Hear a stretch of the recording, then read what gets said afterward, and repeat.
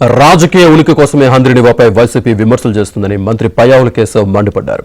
సుపరిపాలనలో తొలి అడుగు కార్యక్రమంలో భాగంగా జయపురంలో మంత్రి పయ్యావుల కేశవ్ ఇంటికి వెళ్లి ప్రభుత్వ పథకాలను వివరించారు. ఇచ్చిన హామీలను నెరవేరుస్తున్నామంటున్న మంత్రి పయ్యావుల కేశవ్తో మా ప్రతినిధి సురేష్ ఫేస్ టు ఫేస్. కూటమి ప్రభుత్వం ప్రతిష్టాత్మకంగా చేపట్టిన సుపరిపాలన తొలి అడుగు కార్యక్రమంలో మంత్రి పయ్యావుల కేశవ్ పాల్గొన్నారు. కూడేరు మండలం జయపురం గ్రామంలో ఇంటింటికి వెళ్లి ప్రభుత్వ పథకాలను వివరిస్తున్నారు. కేశవ్ గారు, ఎలా చూస్తారు సుపరిపాలన తొలి అడుగు కార్యక్రమంలో ఈరోజు ఇంటింటికి వెళ్లి మాట్లాడుతున్నారు? ఎలా ఉంది ప్రజల నుంచి రెస్పాన్స్? అద్భుతంగా ఉంది. ఎందుకనంటే ఈ ప్రభుత్వం మాది అనేటువంటిది ప్రతి ఒక్కరు ఓన్ చేసుకుంటున్నారు. ఈ గవర్నమెంట్ నాకు స్పష్టంగా కనపడుతూ ఉంది.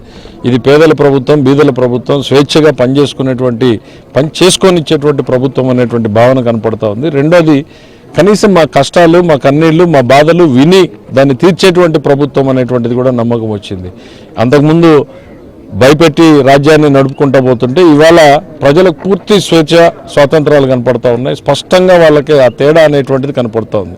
గతంలో ఏ ఆశ పెట్టుకుని మా మీద ఓట్లు వేశారో అవన్నీ కూడా నిలబెట్టుకునేటువంటి ప్రయత్నం చేస్తూ ఉన్నాం.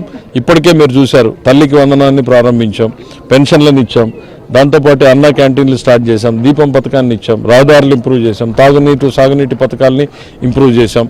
ఇవన్నింటితో పాటు పరిశ్రమలు, పెట్టుబడులు తీసుకొచ్చేటువంటి ప్రయత్నం చేస్తున్నాం.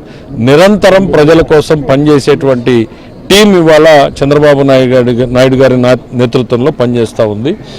సో ఖచ్చితంగా ఎక్కడికి పోయినా కూడా ప్రజలు మా పట్ల చాలా హోప్తో చూస్తున్నటువంటి పరిస్థితి కనపడుతుంది. మీరు సుపరిపాలన తొలి అడుగు కార్యక్రమం చేపడుతున్నారు, కానీ వైసీపీ మాత్రం రీకాలింగ్ చంద్రబాబు మేనిఫెస్టో అంటూ కూడా ప్రజల్లోకి వెళ్తున్న పరిస్థితి ఉంది. దీన్ని ఎలా చూస్తారు? అంటే వాళ్ళకి అస్తిత్వం కోల్పోయేటువంటి పరిస్థితి, చుట్టుముడుతున్నటువంటి కేసులు ఆయన కళ్ళ ముందు కనపడతా ఉన్నాయి. 10 సంవత్సరాలుగా పెండింగ్లో పెట్టుకున్నటువంటి కేసులు, మరోవైపు మద్యం కేసులు చుట్టూ ఇవన్నీ కనపడతా ఉంటే చెదిరిపోతున్నటువంటి నాయకులు, వాళ్ళని రీటైన్ చేసుకోవడం కోసం ఆయన తాపత్రయం పడుతున్నాడు. ప్రజలైతే వాళ్ళని పెద్దగా ఎక్కడ రిసీవ్ అంటే ఆ రిజల్ట్ని చూసిన తర్వాత అయినా కొద్ది కాలం ఓర్పు పట్టుండాల్సింది. అసలు మామూలు తీర్పు కాదు కదా. 93% స్ట్రైక్ రేటు, 161 సీట్లకు పైన ఇచ్చారు అనేటువంటి పరిస్థితుల్లో పొరపాటున గెలిచినటువంటి 11 స్థానాల్లో కూడా ఇదేదో ప్రజలు తప్పు చేశారు, మేము కరెక్ట్ అనేటువంటి భావనలో జగన్మోహన్ రెడ్డి గారు ఉన్నారు. రండి, ప్రజలే చూపిస్తారు ఎక్కడికి పోయినా కూడా ఎంత అరాచకం చేస్తున్నాడు ఆయన అనేటువంటిది.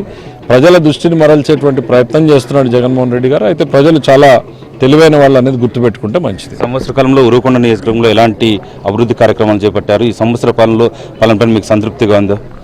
ఎలక్షన్ ప్రామిస్లు అన్నింటినీ కూడా దాదాపు శాంక్షన్లు చేయడం జరిగింది. ఎస్, రాష్ట్రంలో బాధ్యతలు ఎక్కువ ఉండడంతో అక్కడ ఎక్కువ ఉండడం జరుగుతూ ఉంది. అయితే ఎక్కడా కూడా అభివృద్ధి ఆగిపోలేదు. ఉరవకొండలో ఒకప్పుడు 20 రోజులకి నీళ్లు వస్తూ ఉంటే ఇవాళ డ్రింకింగ్ వాటర్ ప్రాజెక్ట్ పూర్తి చేశాం. ట్రయల్ రన్ ఇవాళ సెకండ్ ట్రయల్ రన్ నడుస్తుంది. ఇంకో వారం రోజుల్లో మ్యాక్సిమం దాన్ని మనం ఇనాగరేట్ చేసుకోబోతున్నాం. 40,000 జనాభాకు డ్రింకింగ్ వాటర్ని ఇవ్వగలుగుతున్నాం. హంద్రీనివా వైడనింగ్ 100 డేస్లో చంద్రబాబు నాయుడు గారు లీడర్షిప్లో దానికి టాప్ ప్రయారిటీ ఇచ్చాం, కంప్లీట్ చేసుకోబోతున్నాం. నెక్స్ట్ డిస్ట్రిబ్యూటరీస్ అన్నీ మొన్న వచ్చినప్పుడు ఆయనే శాంక్షన్ చేశారు. అవన్నింటినీ కూడా టెక్నికల్ ప్రపోజల్స్ అవన్నింటినీ ప్రాసెస్ చేస్తా ఉన్నాం. వాటిని కూడా తొందరలోనే చేస్తాం. ప్రజలకు కావాల్సింది వాళ్ళ తాగునీరు, సాగునీరు, మెరుగైన రహదారులు, వైద్య, విద్యం, ఇవన్నింటి మీద కూడా ప్రాధాన్యతని చేపడతాం.